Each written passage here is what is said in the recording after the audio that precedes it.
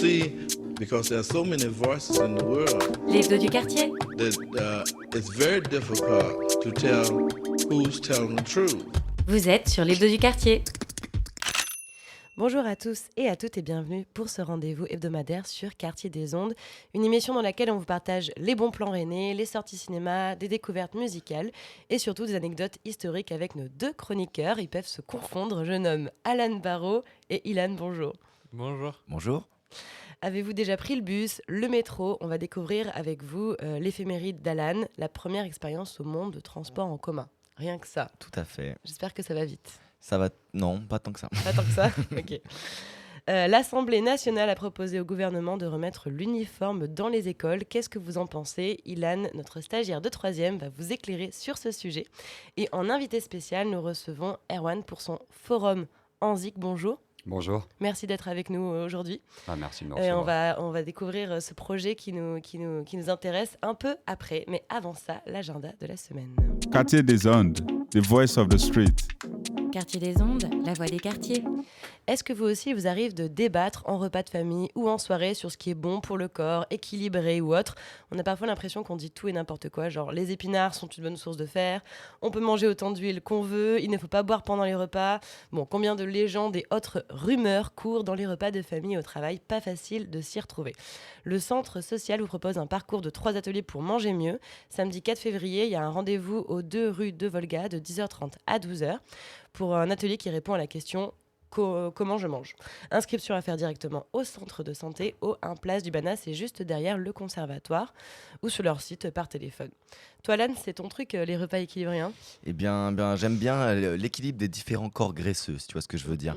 Par exemple, avec des crêpes, je fais attention à bien mettre beaucoup de beurre demi-sel, avec les gros grains, je précise, mais seulement à condition d'avoir mis beaucoup de fromage dans la galette blé noir qui précédait. Donc l'équilibre est important. Et, et tu vois, ça me donne envie, du coup, là, nos amis de chez Tiblone, j'ai vu qu'ils organisaient une crêpe party le lundi 6 février pour leur matinale. Quoi de mieux pour commencer une semaine? Peu de choses, je vous le dis. Ça se passe de 9h30 à 11h30 au centre social Tiblone. Profitez d'un moment d'échange et de partage et régalez-vous. Évidemment, en Bretagne, on met toujours du beurre salé dans les crêpes. Évidemment. Après toutes ces gourmandises et restrictions, place au corps et au mouvement. Stage de danse africaine organisé par la compagnie Koulibaly, que vous connaissez sûrement, on en parle souvent sur Quartier des Ondes. Ils organisent plein de stages de danse, on les voit des fois devant le métro, danser comme ça à l'extérieur. Donc rendez-vous le 11 février, première partie de 11h à 13h, c'est danse africaine, et puis de 14h30 à 17h30, c'est danse de guérison. Donc vous pouvez avoir plus d'informations en vous inscrivant par téléphone sur leur site ou sur leur Facebook en tapant Koulibaly, compagnie Koulibaly avec un K et 2 L comme un ballet de danse. Et puis, je suis sûre que ça vous intrigue tous, la danse de guérison. Et toi, c'est quoi ton remède miracle pour guérir, Alan? Ben moi, je crois que je suis resté aux petites feuilles, tu sais, qu'on attrape dans les arbres pour panser les plaies dans la cour de l'école. Oh, ça ne m'étonne pas de toi. Non, je suis pas trop médecin, pas trop médicament. Mais sinon, j'essaye de prendre l'air, d'aller flâner au champ libre, par exemple. Ah. Et on pourrait écouter des petites siestes, tu vois, au champ libre. On en rêve tous, ça tombe bien. En plus, ce week-end, c'est le festival du jardin d'hiver. Et il vous propose notamment des siestes musicales. C'est pour ça que je disais ça. Pas de Quartier des Ondes, mais c'est déjà cool. Jardin d'hiver, c'est un festival qui met à l'honneur la lecture au travers des rencontres, de partage et d'ateliers. C'est ouvert aux initiés comme aux amateurs.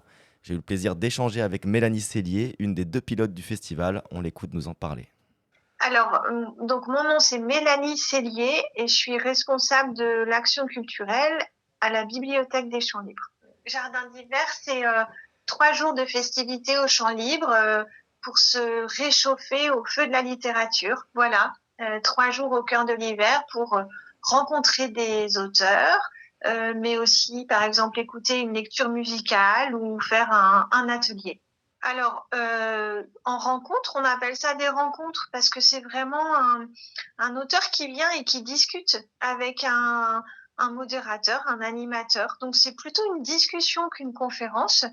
Donc, on a imaginé, des fois, il y a des rencontres où les auteurs sont seuls, mais des fois aussi, on fait converser des auteurs dont les livres, en fait, résonnent.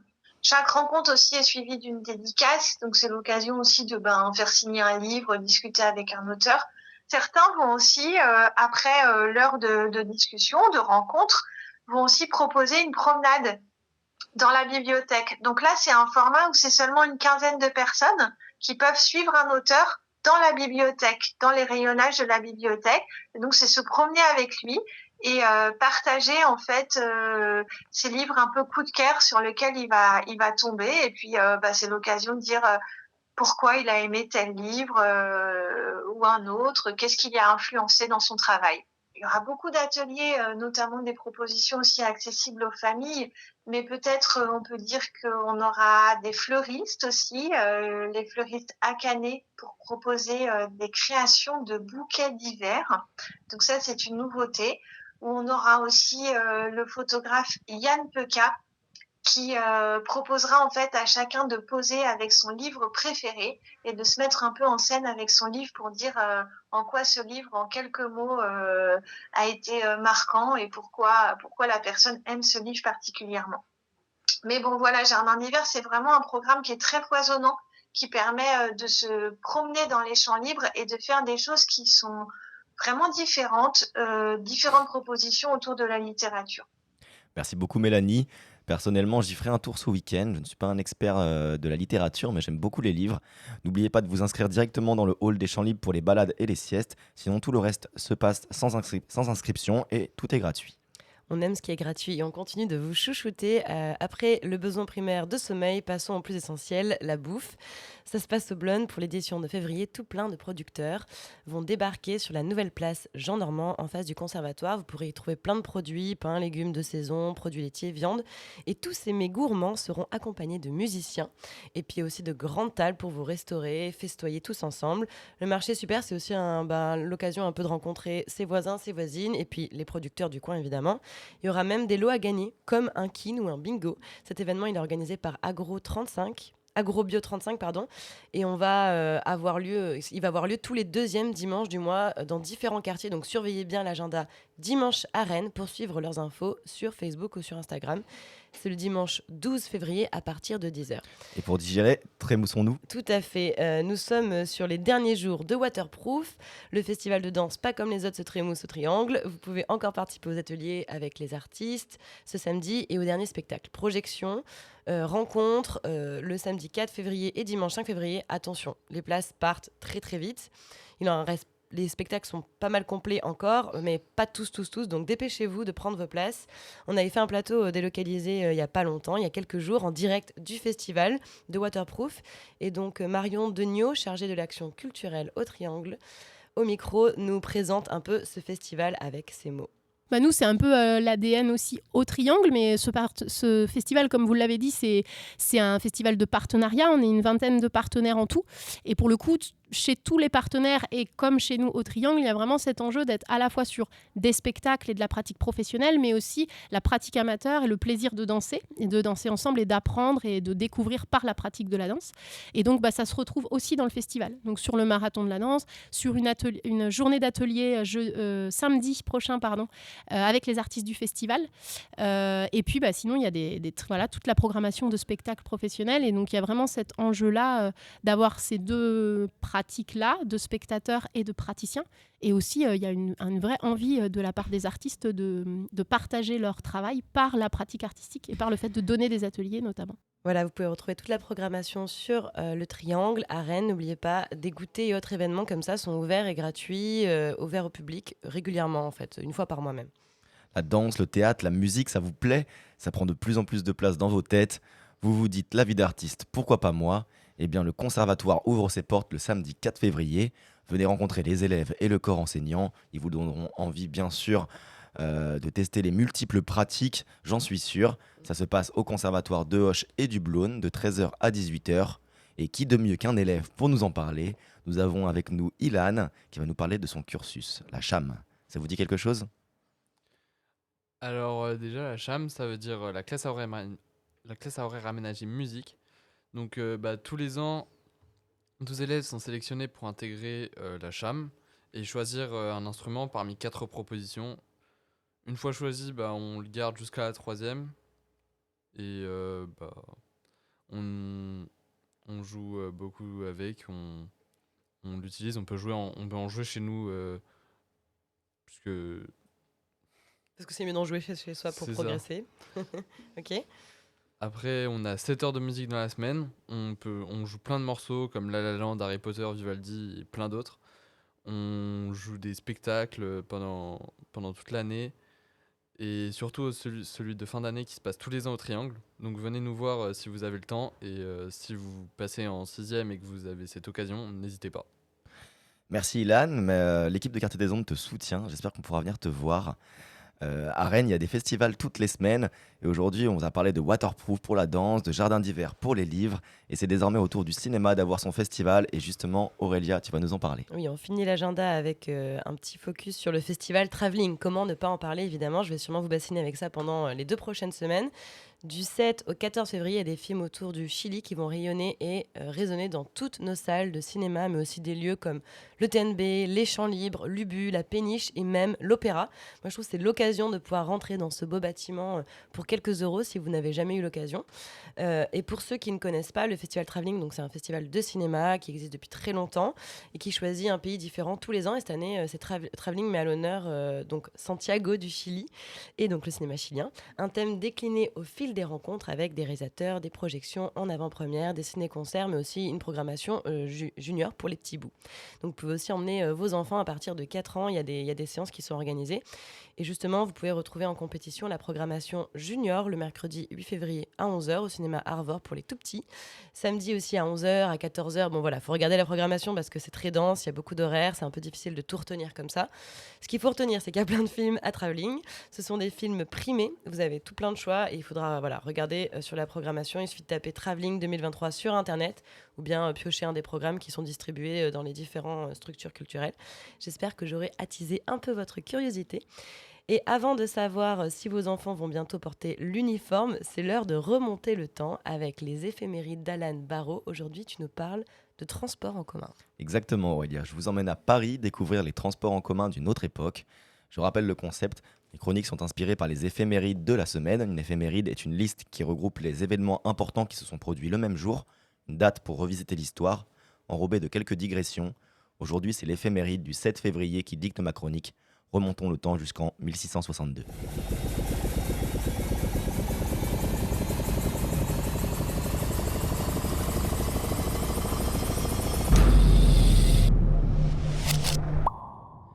L'idée de mettre à disposition des moyens de transport public ne date pas du mois dernier. Vers la moitié du XVIIe siècle, c'est bien la première expérience au monde de transport en commun urbain. Ça se passe à Paname avec notre bon Blaise Pascal, philosophe et mathématicien qui invente les carrosses à 5 sols. À l'Est Blaise, Pascal fonde une société avec quelques compères, ducs, marquis, gouverneurs et autres gars dans le genre. Une fois l'équipe au complet, la construction se lance. Pour vous donner une image, les voitures sont tirées par 4 chevaux et conduites par un cocher et un laquais. Le cocher, c'est le conducteur d'une voiture hippomobile, c'est-à-dire une voiture avec de vrais chevaux, pas ceux de Renault. Et le laquais, c'est le larbin. Tous les deux sont assis à l'avant extérieur du carrosse et portent une veste à larges manches qu'ils appelaient une cassaque. Une cassaque bleue est à l'effigie du roi et de la ville. On pouvait d'ailleurs y lire en vert sur leur manche l'inscription RATP. C'est faux, hein. Je précise. Pardon. Ces fameux carrosses aux 5 sols peuvent accueillir 8 types et sont, d'après les archives, lourds et mal branlés. On peut toutefois descendre et monter à tout point sur son chemin, il suffit de demander, donc ça c'est plutôt pratique. C'est le moment pour la société du copain Blaise d'envoyer leur requête. Ils veulent être autorisés à exploiter ces carrosses pour qu'ils soient programmés à faire les mêmes trajets aux mêmes horaires d'un quartier à l'autre de Paris. Les clients ne payent pas plus que leur place, et s'il n'y a personne, le carrosse part à vide afin d'être ponctuel et régulier pour les clients suivants. Et oui, pas de métro ou d'autobus, mais de grands carrosses tirés par de pauvres chevaux bien musclés. Au XVIIe siècle, Paris, c'est plus de 500 000 habitants, une énorme population pour l'époque. Je crois même que c'était la deuxième ville la plus peuplée et compliquée, populaire, ouais. Après Londres. Louis XIV donc trouve l'idée sympatoche et accepte la requête. C'est le 7 février 1662 que l'ordonnance royale autorise l'établissement des carrosses publiques par la société de Blaise Pascal et de ses potes. J'espère que vous y penserez mardi prochain, car cette ordonnance fêtera ses 361 années. Personne n'y pensera, j'en suis sûr. Le 18 mars, la première ligne est lancée. C'est un immense succès, la population est en kiff. Enfin, la population, seule la bourgeoisie en profitait, car c'était interdit au peuple basique, les pauvres, et les nobles possédaient leur private carrosse. Bon, quelques rares nobles empruntaient ces voitures à l'occasion d'un carrosse en maintenance ou d'un cocher malade. Et en fait, ça n'a duré qu'une quinzaine d'années. Ça a fini par disparaître sans qu'on puisse vraiment l'expliquer. Donc peut-être une hausse des prix ou une grève, nul ne le sait. Il faudra attendre 1828 pour voir réapparaître les transports en commun à Paris, un peu moins de 200 ans. Merci, j'espère vous avoir appris quelque chose. Ah bah c'est sûr qu'on a appris quelque chose. Merci beaucoup Alan Barraud. À Rennes, en tout cas, on n'est pas peu fiers d'être la première ville où il y a eu un premier métro. C'est Je vrai. crois la plus petite ville avec un métro. Et puis maintenant, évidemment, avec cette ligne B, voilà. Que demande le peuple ? Alors avant de vous proposer une petite évasion musicale et de retrouver notre invité Erwan, Ilan, tu marches dans les pas de ton maître Alan. Toi aussi, tu remontes un peu le temps. Est-ce que tu as déjà porté l'uniforme ? Non, et heureusement d'ailleurs. Ce jeudi 12 janvier, le Rassemblement national a proposé le retour du port de l'uniforme scolaire. Mais a-t-il déjà été obligatoire ? Eh bien, dans certains collèges ou lycées, oui, et c'est encore le cas aujourd'hui. Mais c'est pour donner une image plus stricte à ces établissements. Au final, c'est eux qui choisissent si oui ou non il est obligatoire. L'historien Claude Levièvre a rappelé « Il n'y a jamais eu de loi préconisant un uniforme ou le port d'une blouse uniforme à l'école. » Mais du coup, cette loi est-elle acceptée ? Dans le journal Le Parisien, Brigitte Macron donne son avis dans un entretien et dit qu'elle y est favorable. Je suis pour le port de l'uniforme à l'école, mais avec une tenue simple et pas tristoune. Certains veulent instaurer ce débat pour lutter contre le harcèlement scolaire. Le gouvernement a jugé cette proposition pas nécessaire. Louis Broyard a dit « Foutez la paix à la jeunesse, elle a déjà assez de problèmes ». Le ministre des Relations Franck Riest a dit « Cette proposition de loi n'est pas nécessaire parce que les établissements disposent déjà de la possibilité d'instaurer un uniforme. En tant que collégien, je pense qu'il faut lutter contre la discrimination, mais il y a des moyens beaucoup moins pénibles de résoudre ce problème. » Finalement, l'Assemblée nationale a rejeté cette loi, et heureusement d'ailleurs. Oui, heureusement. Enfin après, je sais pas, je vous pose la question à vous trois. Est-ce que l'uniforme, ça vous donne envie ? Pas du tout. Moi, pas trop, non. Et puis, de Ouais. toute façon, tu peux toujours avoir une belle montre, la distinction sociale et tout. Je suis pas sûr que ça règle le problème. Et ils sortent d'où les habits? Bah C'est quoi, oui. c'est l'école qui paye. Ah, Ouais, c'est ça. C'est les parents qui raquent, ouais, on sait pas C'est trop. sûrement ouais. pas l'école qui paye, ouais, c'est clair. Ouais, voilà. Bah merci Hélène pour ta chronique. En tout cas, c'est un débat, j'ai l'impression, qui se répète à l'infini, alors qu'il n'a pas l'air vraiment nécessaire, comme tu le disais. Il Enfin, je sert veux à dire, c'est rien. peut-être pas le problème le plus grave en ce moment. Voilà, on retrouve Erwan, on va parler de ton projet. Et avant ça, on vous propose un petit coup de cœur musical nouvellement ajouté à notre playlist Quartier des Ondes. J'espère que ça va vous plaire. Vous allez écouter Très Disco, c'est assez original, de Gessler sur Quartier des Ondes.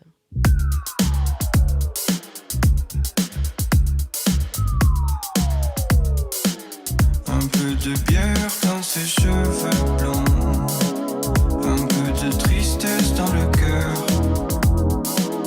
Elvire un mec qui dit s'appeler Léon, et vide un gobelet qui l'écœure. Elle bouscule elle en a plus rien à foutre.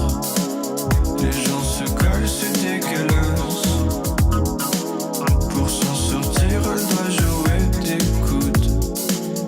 Elle finit par s'échapper de la masse, et elle se met à danser.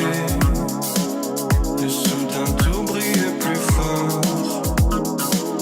Et sur un tube des années 70, elle s'est prise pour les bitches. Et c'est très disco, donc elle s'arrête plus. Elle est si triste quand les lumières se rallument. Et c'est très disco, donc elle s'arrête plus. Elle est si triste quand les lumières se rallument. Une goutte de sueur sur le coin du front, beaucoup de fatigue dans les pupilles. Son cœur bat vite, elle fait plus attention. Elle s'arrêtera quand elle aura plus de piles. Plus rien ne l'attend au dehors, si ce n'est le froid qui morte au visage. Elle sera seule quand la musique cessera, retrouvera ses clés et sa vie sage.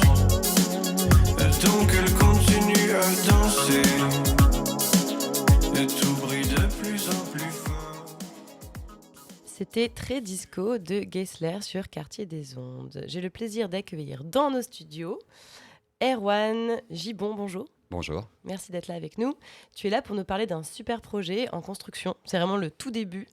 Tout a commencé un printemps avec une rencontre avec les jeunes. Tu proposais des activités aux jeunes et puis tu leur as dit ouais, est-ce que ça vous dit de faire de la musique ? Est-ce que ça vous dit d'écrire des chansons ?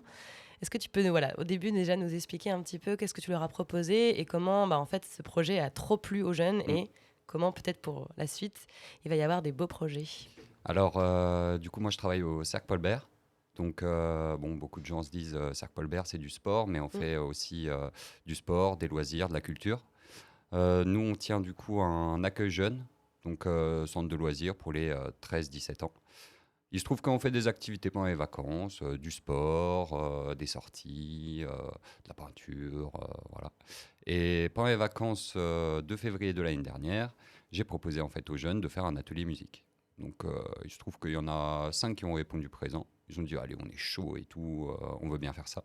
Et je connaissais quelqu'un qui jouait dans un groupe, qui mixait, qui faisait de la prise de voix. Donc, je lui ai demandé de venir. On a fait un stage de 5 jours avec les jeunes. On a écrit, on a posé, on a mixé et on a réussi à sortir des petits sons de 1 minute 30, quoi. Mais du coup, on a eu 5 sons de 1 minute 30. Les jeunes étaient super contents et tout. Ils voulaient absolument refaire. Le matos, en fait, on l'avait eu par le prêt d'un pote pour cette fois-là. On a continué le projet, en fait, un petit peu sur les vacances d'avril. On a fait 2 jours, ça a encore marché. Avec les mêmes jeunes ? Avec d'autres jeunes. Avec d'autres jeunes, ouais. Ok. Donc voilà, la personne a été... Enfin, mon pote que je connaissais qui faisait de la musique a été engagé au mois de septembre. Donc, il travaillait avec moi. Je lui ai dit, bah écoute, viens, on monte un projet, on continue, en fait. Il a dit, allez hop, on part là-dessus. On a continué à en parler aux jeunes. Les jeunes ont continué à venir sur les vacances d'octobre. On a proposé des stages de musique. Ils ont répondu présent. Donc, super. Il y en a qui côtoyaient déjà un petit peu des studios d'enregistrement. Mais là, en fait, c'était un petit peu plus intimiste. Il n'y avait pas besoin non plus de faire des inscriptions, quoi que ce soit. Il y a juste la cotisation de 3,50 € au Cercle Paul Bert à payer. Donc, donc hyper accessible. Voilà, tu payes 3,50 € et après, tu as accès à l'activité, quoi. Donc, ça va, quoi, 3,50 € à l'année. Et ça a bien pris. Imbattable. Oui, imbattable, clairement. Ouais. Et ça a bien pris. On a continué à travailler dessus. Et puis... là, du coup, un mercredi sur 2, on essaye de proposer cette activité-là aux jeunes. Donc là, en ce moment, un mercredi sur 2, vous proposez à tout le monde, en participant 3,50 € s'ils ne sont pas déjà inscrits, de venir au Landrel. C'est ça. Donc, on est au forum du Landrel et on leur propose en fait de la prise de son. Et pour ceux qui savent pas trop quoi écrire, qui n'ont pas d'inspi, machin, bah on essaye de travailler avec eux sur l'écriture, quoi. Alors comment ça s'organise ? Vous faites des ateliers d'écriture en premier, puis après vous leur montrez comment on mixe, comment on fait la prise de son. Est-ce que les gens font la prise de son devant les autres ? On veut savoir comment ça se passe alors, dans les coulisses. en fait, comment ça se passe ? Pour l'instant, ça va, on n'a pas non plus beaucoup de monde. Là, on a vraiment 5 jeunes qui viennent de manière récurrente, qui veulent absolument enregistrer. Ils veulent faire ça tous les jours, voilà. Sauf que pour nous, c'est pas possible. Ouais. Mais ce qui se passe, c'est que, en fait, on a différents profils. On a des jeunes en fait qui viennent avec leurs textes qui sont déjà faits. Donc eux, ce qu'ils veulent, c'est vraiment faire de la prise de voix et que on mixe ça sur les instrus qu'ils ont choisis. Okay. Donc du coup, pour ces jeunes-là, on se pose avec eux. On va au niveau du studio. Bon, on n'a pas vraiment un studio vraiment carré. Du coup, on a surtout tout ce qui est micro, logiciel, casque. Et on se pose avec eux et on fait de la prise de voix. On essaye de les mettre sur les bons rythmes et on mixe avec eux. On leur dit, est-ce que tu préfères qu'on mette comme ça la musique, comme ça la musique, comme ça ta voix ? Donc on peut avoir une chance de vous retrouver sur quel festival là si on peut rêver un peu pour terminer un peu cette présentation de l'atelier rap. Alors déjà au Forum en Zik. Ouais. Alors déjà nous on aimerait bien genre quartier d'été si c'est possible y aller quoi. Et sinon, pour un peu plus proche, on propose en fait un concert au niveau de l'été, à chaque fois au niveau du Landrel, dans le cadre d'un de nos projets qui s'appelle Summer Landrel. Et on se dit que ça pourrait faire un petit tremplin déjà pour les jeunes, pour qu'ils puissent se produire devant des... Il y a beaucoup de jeunes qui sont déjà au Summer Landrel. Alors en fait, il y a 2 ans, on a eu vraiment beaucoup de monde. On a eu une centaine de personnes au concert. Donc c'était plutôt cool. L'année dernière, on a eu beaucoup moins de monde. On a eu surtout des enfants. tranche d'âge de 10 ans à peu près, qui sont venus. Donc on est plus parti sur mise en place d'une scène, des petits jeux musicaux, des petits quiz, des choses comme ça.